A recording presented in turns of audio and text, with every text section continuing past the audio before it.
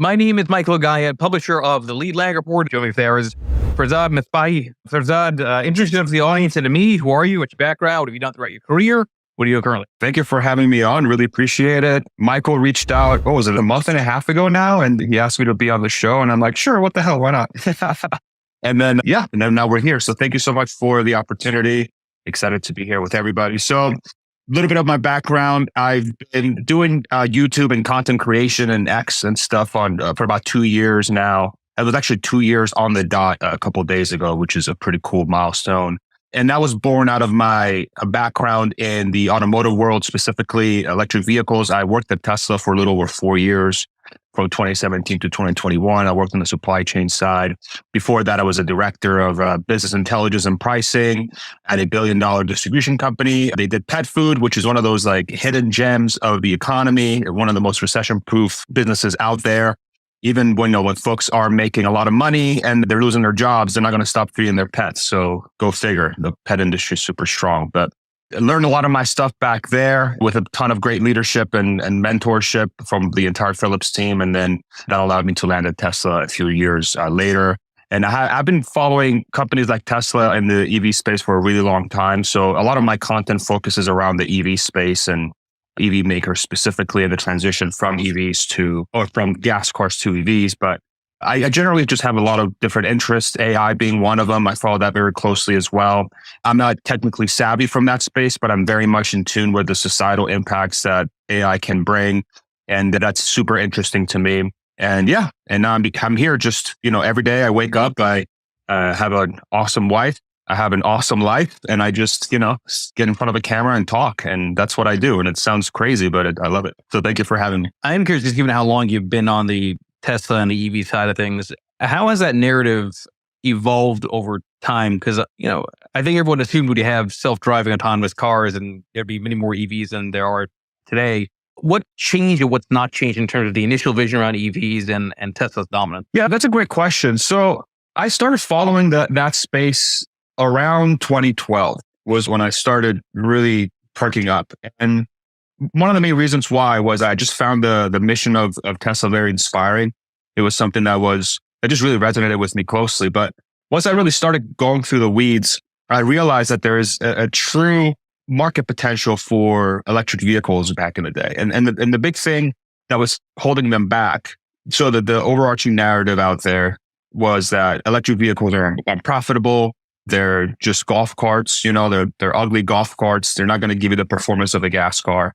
And then what Tesla did specifically was that they completely changed that narrative into, hey, EVs are not golf carts. They're actually quite a bit better than gas cars in many different ways.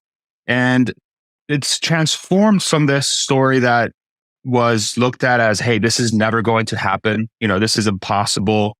It's dead on arrival. If you go back to 2012 and you look at all the different headlines that were created around the EV story, you can see that there was a lot of skepticism and a lot of just outright dismissal of the technology.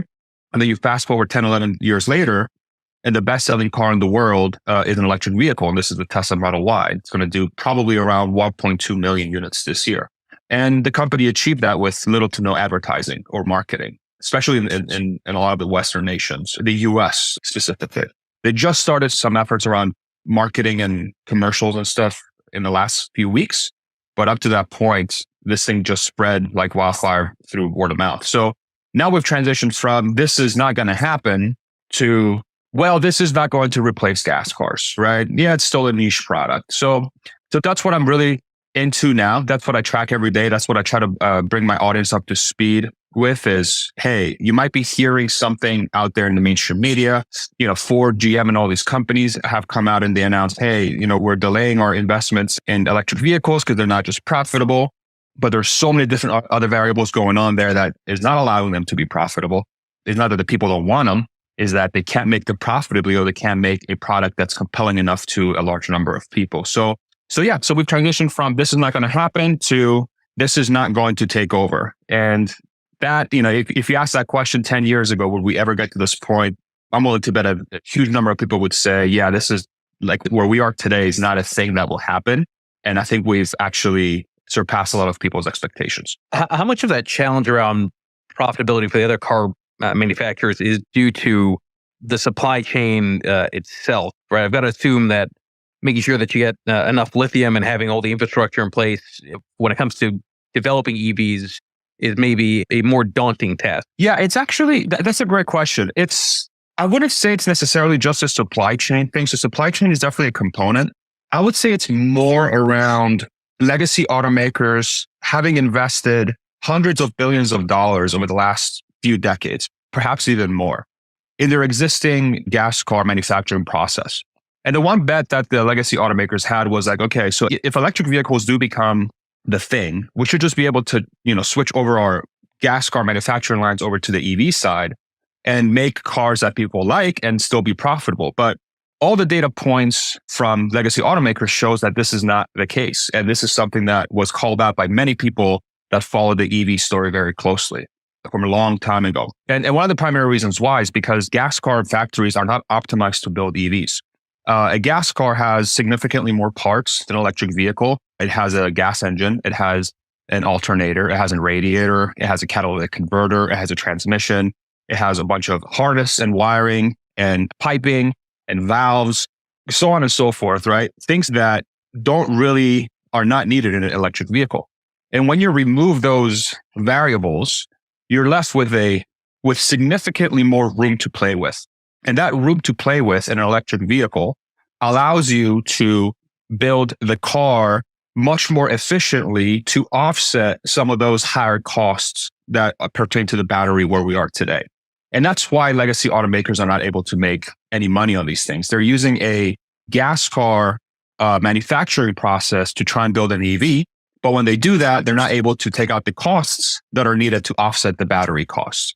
And I think we see this in the numbers. So if you look at Ford's earnings report, and I commend Ford for doing this. So Ford started doing this earlier this year with their giving us visibility in their quarterly earnings reports into how much money they're making or losing as it pertains to electric vehicles. And they're the only legacy automaker that's doing that. And they're losing about 75% margin on their electric vehicle business on around 36,000 units sold for the last quarter. So that's about a loss of $1 billion per quarter building EVs. Where Tesla, on the other hand, they're making significantly more EVs, and that's what's helping them drive a lot of those economies of scale to get the cost down. But they were profitable back in 2012 or 2013 rather, while only shipping 30,000 units per year. And that's why. With battery costs from 10 years ago, which are significantly higher than they are now. So like that data point alone tells you that if you approach the electric vehicle from the ground up and you don't rely on the existing sort of process of building a gas car and try to transform it to an electric vehicle, if you go from the ground up, you have a path to profitability. But if you go the route of the legacy automaker, it becomes a very difficult task to become profitable. And right so far, we're seeing that it's impossible. And then you layer on variables like corporate structure, culture, potentially having to deal with a union like GM, Ford, and Stellantis just have to do, which is going to increase their overall costs, which is going to make them even more uncompetitive versus companies like Tesla that are not unionized, right? You layer in all these multiple layers of complexity that legacy automakers have sort of absorbed for the last 100 years. And now you have a recipe that makes it very difficult for a legacy automaker to be able to transition to electric vehicles. Is it easier for the legacy automakers to more focus on the hybrid side of things rather than go all in? So that's for sure. And we already see that rhetoric from legacy automakers. So as they're moving away from electric vehicles, they're starting to become much more, I guess, openly vocal about this is why hybrids are good for us. And the reason why it's going to be good for them, and if you think about what I just sort of mentioned about gas cars, the manufacturing process and the electric vehicle manufacturing process, a hybrid is still a gas car, right? It still has the engine, it still has the transmission, it still has all that other stuff. But then you also have this additional component on top of the gas car process, which is a battery or some sort of hybrid system that helps power the car as well. But the gas car companies are then able to make a profitable car, it being hybrid, because they're leveraging all their existing manufacturing processes to make that hybrid versus an electric vehicle, which requires brand new processes to make an electric vehicle that's actually something people want to buy.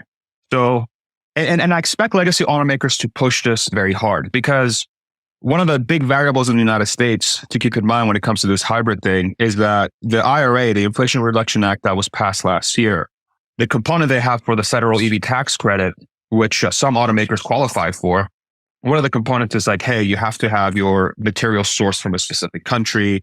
A certain percentage of them have to be, in the US or neighboring countries or in partnering countries. So they have a lot of these different qualifications.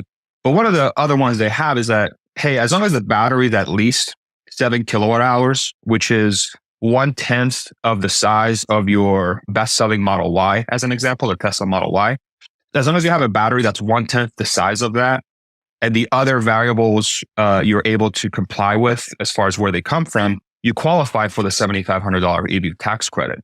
So what's going to happen now is you're going to have a lot of these legacy automakers, most likely, this is my prediction, is you're going to have a lot of legacy automakers, instead of trying to push an EV that they know they can't make money on, they're going to push a hybrid that they know they can make money on with a big enough battery that might give the car 20 to 30 miles of range, maybe 40 in the best case. And they'll say, hey, look at this thing. This thing is amazing. It's going to be able to fit your needs. And it will for a lot of people, to be honest, it will. But I can also talk about why long-term that's not the right solution. But they're going to push that, and they're going to be able to take advantage of the $7,500 tax credit as well. So it's going to be like this, they're going to claim it's going to be some sort of transitionary period. It's, as they're trying to almost force hybrids onto people. and then we'll see if that gives them enough time to revamp their businesses to get into electric vehicles full bore. But what I expect to happen is that hybrid vehicles, I think, even though they're great, I mean, they really do have a use case. And I know there's a lot of people out there that drive hybrids and they're phenomenal cars and they seem to be quite reliable in a lot of places. But from an efficiency perspective and the cost of manufacturing, a hybrid has two drivetrains. You have a gas drivetrain and you have a battery drivetrain. Whereas with an electric vehicle, you only have one drivetrain. That's the electric drivetrain. And that electric drivetrain has significantly less moving parts than a hybrid drivetrain. So you get almost 3 different benefits. The first one is, obviously, long-term, you're going to have a lot better maintenance on electric vehicles because you have a lot less moving parts.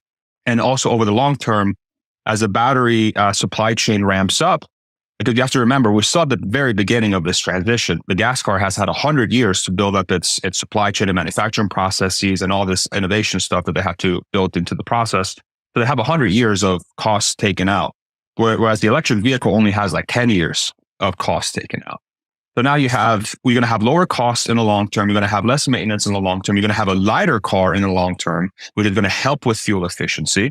And you're also going to have better safety because you don't have as many things taking up space in the crumple zones and in areas of the car where you can sort of leverage, again, the crumple zone so you can stay safe within the cabin. So yeah, that was a long explanation, but I think you're right. I think legacy automakers will drive hybrid vehicles because it's in the best interest for them to do that because that's the only thing they're going to be able to make profitably as the gas car sort of interest winds down over time. And they try to leverage their existing manufacturing processes to build something profitably versus being stuck with an electric vehicle that they can't make profitably. Is there anything to support the idea that consumers are more willing to buy a hybrid than a pure EV, just largely because of the kind of range anxiety issues that I think some people still have? Oh yeah, of course, for sure. That's definitely one of the biggest reasons people shy away from electric vehicles. It's because they feel that it doesn't meet their needs. It doesn't meet their ability to, say, take the random road trip from home to a different state or to run their daily errands or, that one time they have to do a certain thing to go a certain place that the electric vehicle is going to leave them stranded. A lot of that is there. But I think what's perhaps lacking, and this is maybe an education thing, is that for a gigantic majority of use cases, especially for the American public, and we're not even talking about Europe. I mean, Europe, electric vehicles are a no-brainer. You can see how quickly they're being adopted over there. Is that electric vehicles are more than adequate enough as long as they have enough battery and as long as they have a charging network to support it. And there's really only one car company that has had both in tandem, and that's Tesla. So they've had the range and they've had the charging network, which they're now opening up to every automaker starting next year. And So I think it's more of an education and an awareness thing, to be completely honest. If I use myself as an example, and again, I'm one use case, and I encourage everybody to sort of do their own research, but I've been driving exclusively EVs since 2016. So my wife and I haven't owned a gas car since 2016. And we average about 15 to 20,000 miles a year. And every single year we take a road trip from Texas to Pennsylvania in our Tesla. And we've done that 3 years. And we've been able to complete the trip with zero issues in 3 years. The only variable that changes when we have an electric vehicle, in this case, the Tesla, because we have the supercharger network, is that we add probably like 3 or 4 hours of charging time for the entire trip. This is a sort of 24 hours, maybe more, maybe like 5 hours. It's 24 hours of driving from Pennsylvania to Texas or Texas to Pennsylvania if you were to do no stops. But with the charging stops, you add another 5 hours. So it's like 29 hours on the road. But for us, we have 2 dogs. Our bladders are not the biggest bladders in the world. So what this basically means is that every 2.5 hours to 3 hours, we make a stop at a charger. We use the restroom, we get a drink, we walk the dogs, and then we hop back in the car, and the car's ready to go already, right? So we don't even have to really wait for the car. And that experience, I think it's hard to convey, and it's hard for somebody to feel convinced an electric vehicle is good enough until they experience that. And I think that's what needs to happen in the next few years for the general public to be more warmed up to EVs. But as the charging network continues to grow, as car companies continue to make more and more vehicles that have really good range, I think this process will naturally take care of itself, because on the flip side, the huge benefit you get is that the running costs of an electric vehicle are way lower per mile than a gas car. And if I use again myself as an example, we had back in 2016, we bought a 2017 Tesla Model S, 75D. This was like a $75,000 car at the time. But and of course, the upfront cost is huge, right? You have to keep that in mind. It's a $75,000 car. That's a super expensive car. But on a per mile basis, because it's an electric vehicle and it didn't need any maintenance compared to the gas car, the cost per mile of that $75,000 car was less than at the time, before I bought my Tesla, my 2006 Mazda 6, right? And so that's the equation that I think more people will get exposed to as we continue this transition, is that electric vehicles long-term, especially as the cost of entry comes down, they're much cheaper per mile than a gas car. And once they realize that the charging infrastructure is there for an electric vehicle to be used in a huge majority of use cases, right? There are still some areas where electric vehicles are not feasible, like say long haul trucking, or you need to drive 500 miles in a day and you have to get there as quick as possible. Yeah, don't buy an EV for those use cases. But 95% of America, and I think electric vehicles more than good enough. And then you also remove some of those small pockets around the country where maybe the charging infrastructure is not there, but that also means that it's not going to be very densely populated, right? So that equation still works. So that's how I think about that. The other part of this, of course, is you need to have an upgraded grid in general, right? There's more than just the infrastructure of the charging stations, right? I think there's a growing realization that if you're going to have a world full of EVs, you're going to need to have much more ability from a capacity perspective on the electricity end. At what point does that become a stopping point for adoption and growth? Obviously, you're not there yet, right? But presumably the two have to kind of run in parallel. That's a fantastic point. The electricity shortage, I guess we'll call it, that's a concern that will arise if the grid operators and the energy companies choose not to expand their businesses as electric vehicles become more and more prevalent, right? So in other ways, the grid, and I have a friend, his name is Matt Smith. He used to work for an energy company, and he's given me a lot of insight into how these corporations work. Or I don't even know what to call them. They're almost like government control entities. I don't even know how to describe them. But innovation, speed, expansion, these companies work very slowly. And, let's also make sure we say that it's a miracle that we even have a grid. A lot of countries around the world don't even have a reliable grid. A lot of countries, lose electricity every freaking day. In the United States, we happen to have one of the best grids in the world, but it was still very archaic and very old. So there's not going to be a forcing function to change unless there's some form of demand that's going to drive a lot of these operators to say, okay, there's going to be more EVs on the road. This means more demand for our business, which means more profit for our company. Okay, cool. We should probably do something. And I think that's going to be the forcing function for the grid to be upgraded. It might be an issue. Let's say if the path of electric vehicle adoption continues into, let's say, 2026 or 2027, sort of it continues accelerating the way people think it's going to accelerate, then you layer on top of that whole AI thing, right? Because AI servers and AI brains are very, very hungry for electricity as well, but pale in comparison to electric vehicle side. I think if we don't do anything, 2026, 2027, may run into an issue. But again, the grid doesn't change unless there is a forcing function for it to change. And that's generally how capitalism works. So yeah, it could be an issue if folks just rest in their laurels, which I've known to do. But that's how you drive progress, is you have to force stuff sometimes. Just to brief at the room for the remaining 15, 20 minutes, but please make sure you follow Farzad here on X. And also, by the way, check out his YouTube channel, 78,000 subscribers, Farziness, at Farziness there on YouTube. If any of you want to come up and ask questions, make sure you follow me. I see a few people want to ask questions. Just follow me. I'll DM you. We'll coordinate and I'll bring you up when I can. And as always, this will be a podcast under Lead Lag Live on all of your favorite platforms. Okay, let's pivot a little bit to the post that I shared at the top, which is Microsoft, Google, X, welcome to your new AI overlords, which sounds very friendly. I'm not going to lie. But I do want to get your thoughts on what's going on with this drama around AI with Sam Altman. Again, I haven't really been tracking this too much because candidly, I've more pressing things to deal with, but I get it. The media wants to just focus on this. And it's always a good story when you focus on somebody who's the face of something and then that face of something ends up going somewhere else.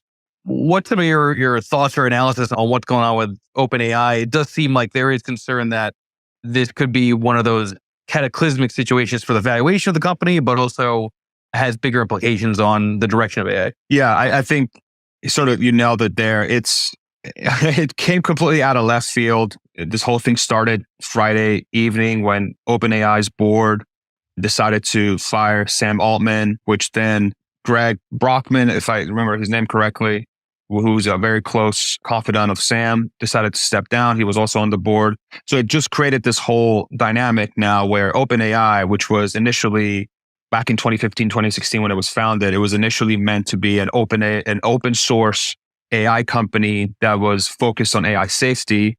Instead, in 2019, they created a for-profit arm and they started partnering with Microsoft, which basically allowed some sort of for-profit motive for the company. The justification for OpenAI was, hey, we need to partner with somebody that's going to be able to give us the compute we need.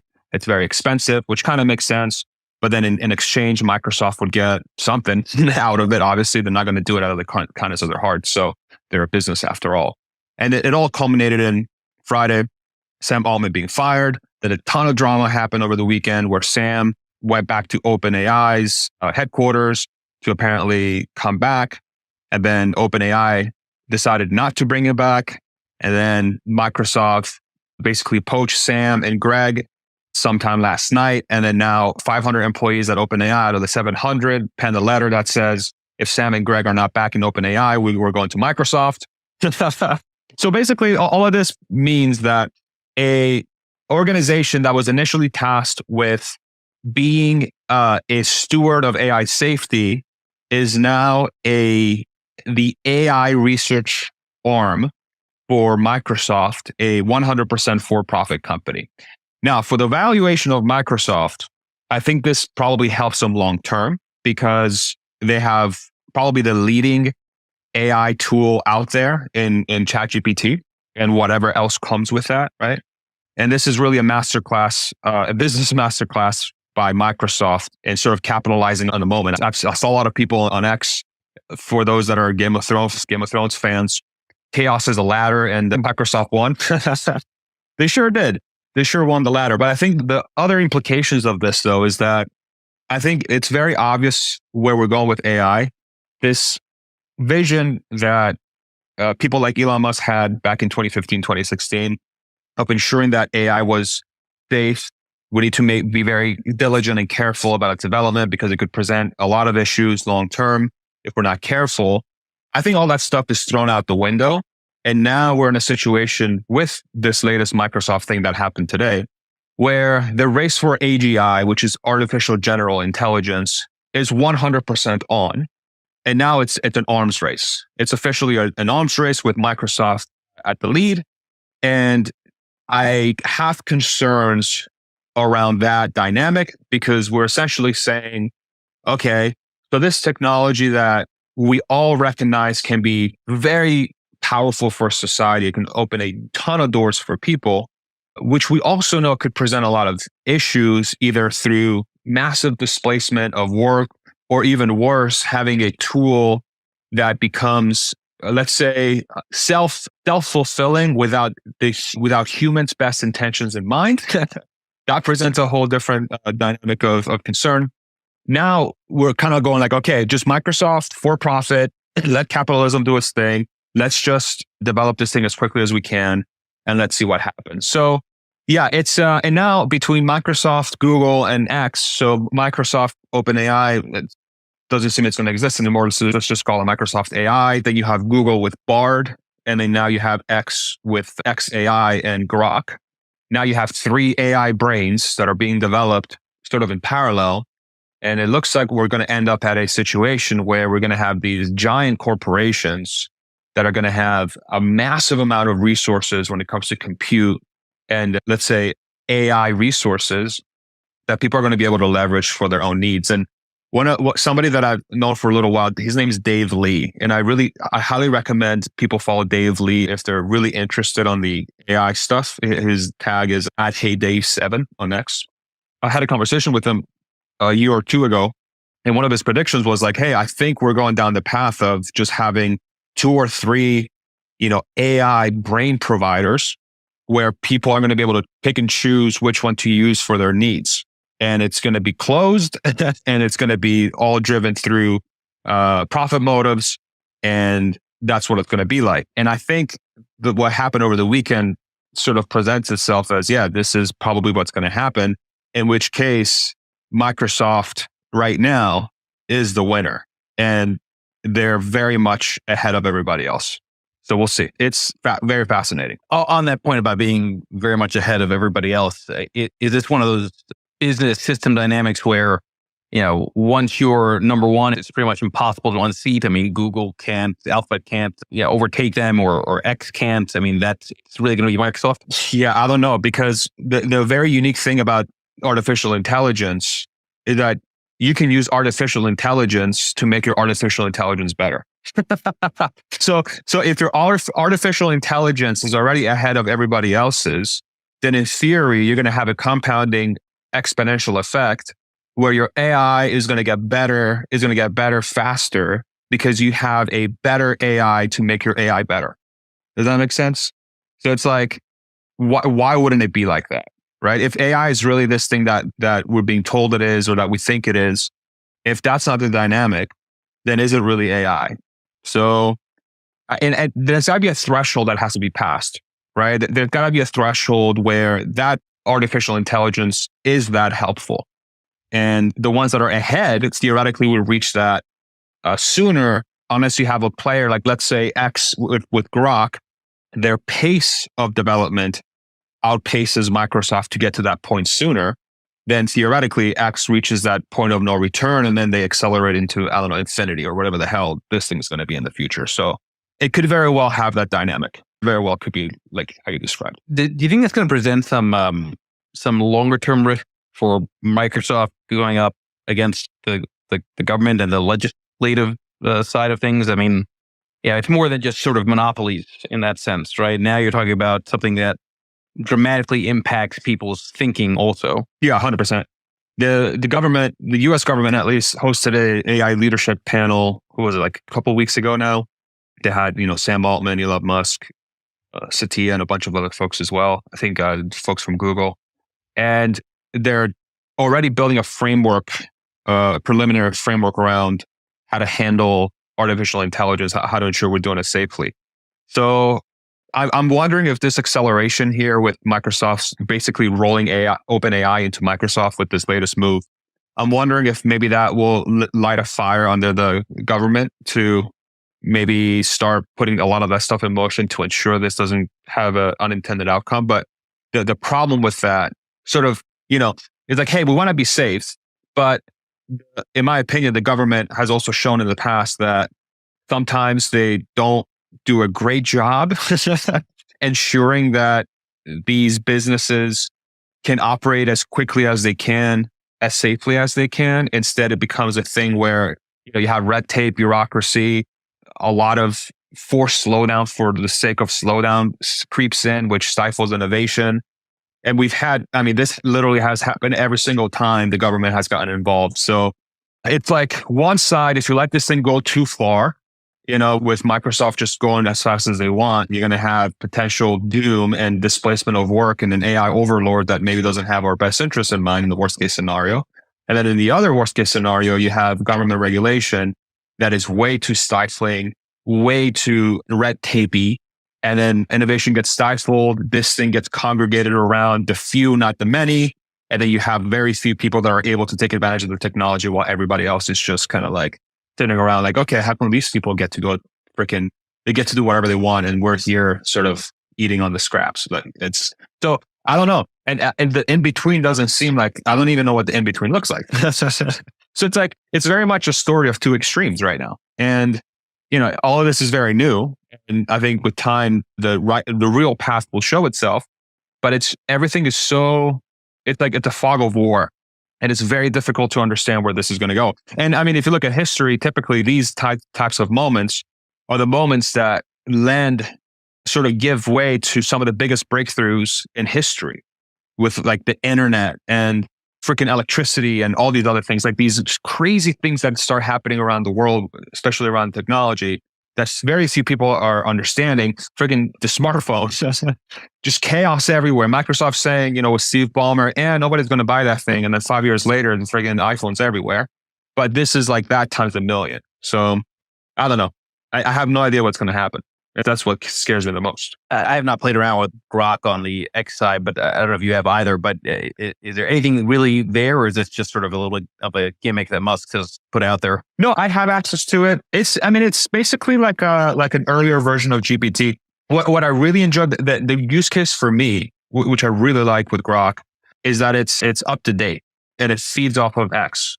So, every morning I wake up and I go and I'm like, hey, give me the latest around this topic. And then it will, give me a bunch of bullet points and I can drill into each bullet point and navigate through it. So from like a research perspective, for me to be able to sort of do my content of current events is super, super helpful. It's like a Google on steroids with crack on top, but it's not, let's say it's not as advanced as GPT-4. Like you can't put as many parameters in. It doesn't do some of the more complex stuff GPT does. But it's definitely useful. It's just not as comprehensive and as advanced as GPT. Do you get a sense that the algorithms or the knowledge that goes into creating these AI algos, are they really unique and specific, or is it something that anybody can basically do with enough, manpower and resources? Right? I mean, separate from the compute power, I'm thinking more about sort of the human intelligence aspect of what goes into the coding. Yeah, so I'm not super savvy on the technical side, but when I speak to folks that are, I mean, the bigger thing here is not the proprietary code. It's the data and the weights that are generated from that data. So it's like the AI player that has access, not necessarily to the code, but to the compute and the data sets. They are the ones with the true advantage because the compute is what's going to allow you to process the data. And the data is what's going to allow you to generate the weights and the results for your AI to be maximally useful. And after a certain point, you can just have the AI write the code. So like the human intelligence part of it, of creating an AI kind of goes away once you reach a stage where the AI can just write its own code. And it becomes just a game of how many chips can I get so that my AI brain can process more data. It's like literally like a human brain. Like, you do a great job with these podcasts. And I bet you the more time you spend researching the guest, the topic, the industry, you have more information that you have at your disposal to create a good podcast. And the more people you talk to, you can draw things from other people for that current conversation that maybe other hosts couldn't bring forward because of your exposure to that data. And depending how big your brain is, right, and how smart you are, you can do that better or worse than other people. AI is literally the same exact thing. And it's down to the compute and the data. And that's by far the biggest advantage. And that's actually a good way of describing it. I think that does make a lot of sense. All right, folks, given that I have to unfortunately wrap this up a little bit earlier, given I have to do some things here at the top of the hour. Everyone, please make sure you follow Farzad here on X. Farzad, maybe just for the last couple minutes, talk about where people can find you and what excites you the most, at least in the next year or two. It doesn't seem to be the Cybertruck, given the last video that you put on YouTube, but I am curious just, what kind of gets you going as far as things you're looking forward to? Yeah, I mean, Cybertruck, I'm definitely excited about for sure. I think Cybertruck's going to be sick, but honestly, I'm trying to stay optimistic about this AI future. I think it has a ton of potential. I really do. I think if we do it the right way, it's going to enable a lot of people to be able to do the things that they want to do and make a living out of it. I think one of the biggest challenges with society today is that we have too many people doing things because they have to, not because it really aligns with their natural skill set and what they actually want to do to feel fulfilled, right? How many people do you talk to? They say, hey, I have to work at this gig or this job because it pays the bills, but I hate it, right? Excuse my French. But AI can solve that. AI can bring so much power to people that it will enable them to really fulfill their true destiny if we do it correctly.